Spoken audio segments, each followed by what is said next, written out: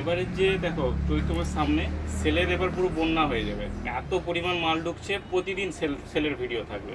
আজকে যে ভিডিওটা বানাচ্ছি অনলি 150 টাকার ভিডিও। এখানে যাবতীয় যা দেখাবো সব 150 টাকা। দেখো কত সুন্দর কাজ করা তাঁতের শাড়ি হবে, পুরো ফুল বডি কাজ করা, সব 150 টাকা।